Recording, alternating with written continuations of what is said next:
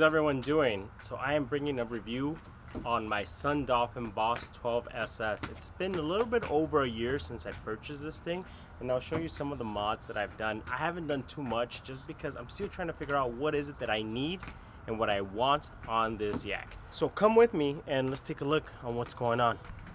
Alright, so we'll start up here with the seat and cockpit. This is one of the selling points for me on this yak, was the seat. It's actually pretty comfortable. I've been on it 5-6 hours. It's a nice comfortable seat. You can adjust with the straps down below and make sure that you put it to your desired firmness. It has a nice lumbar support, okay, adjustable again back here.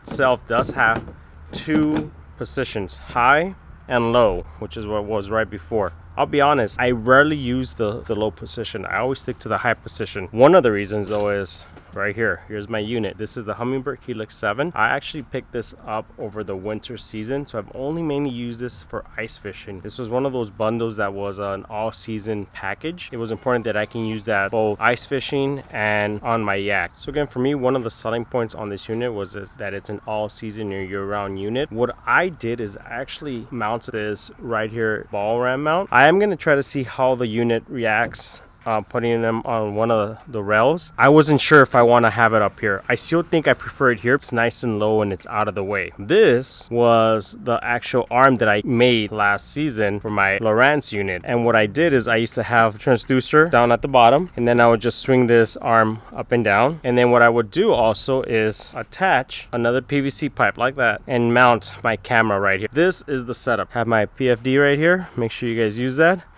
I just started doing some virtual tournaments, so I needed to get a ruler. I settled on the Judge tournament ruler. This is my navigation light. This is my stern light right here. A lot of people don't use these rod holders. I attach my rods right there. I normally have 3 rods with me, at least now, and I have these clips, hooks that has like a little retriever. I might take that out and use that for something else, but what I do is I just put my rod in between there. It locks in, wraps around the rod, so if I drop it, attached to the yak. I use both holders. I normally, like I said, carry 3 rods, and that's about it.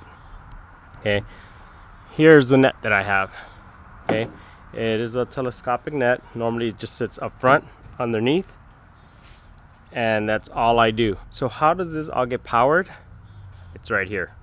Okay, so I picked this up from Harbor Freight. It's just one of these. It is water resistant. I won't say waterproof because I haven't dunked it anywhere, but I have submerged this in the water, and it does keep the water out of everything inside, just the way you see it now.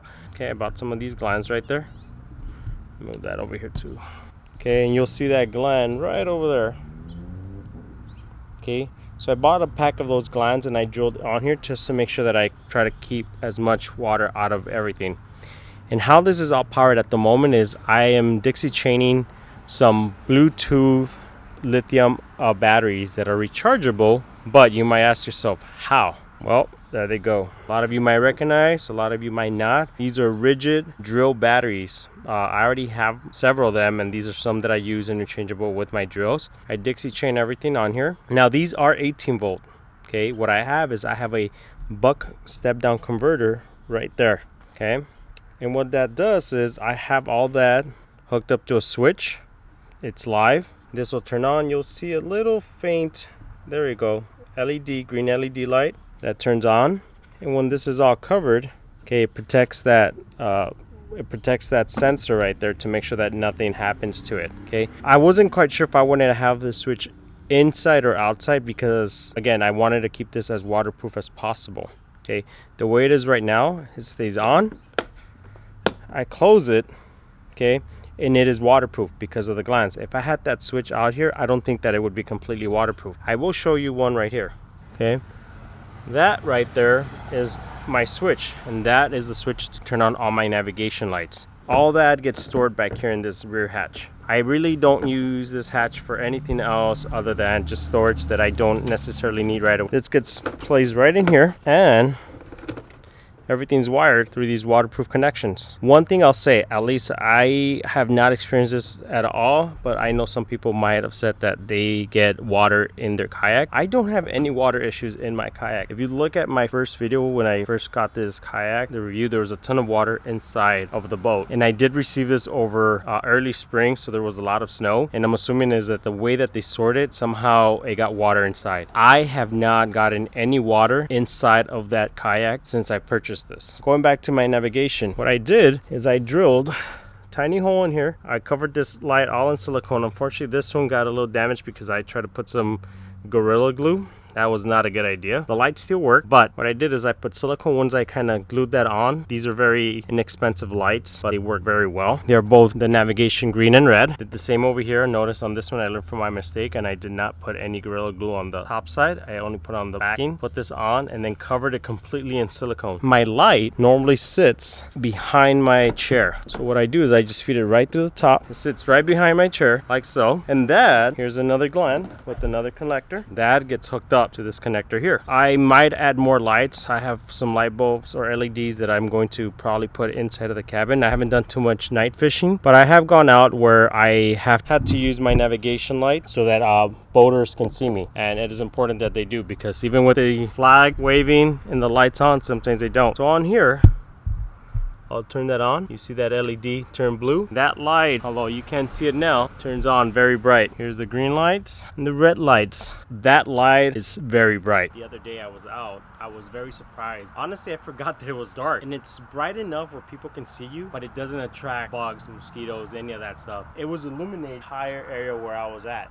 Again, I want to be able to be seen if needed. My flag is always up. Again, if you can do that, definitely recommend it. There's a Bending Branches paddle right here. I have a carabiner right here, an S beaner, and I just attach it to that spot right there. So when it's not in use, it just sits like that. On here, it's out of the way. There's so much space on this kayak for people that might carry coolers and all that, light bait. This is great. I am liking this kayak a lot. Another issue that I've heard people talk about that I have not experienced, that when it gets too hot, plastic expands. I have yet to experience that. I hope I don't. I hope that it was something that was fixed or before I bought this one. If not, I've heard that if you contact Sundolphin, they also send you a kit, which is, I think, is a couple more washes and longer bolt. My transducer set up underneath the boat itself. Okay, so I don't know how well you guys all can see, but this is where I have my transducer.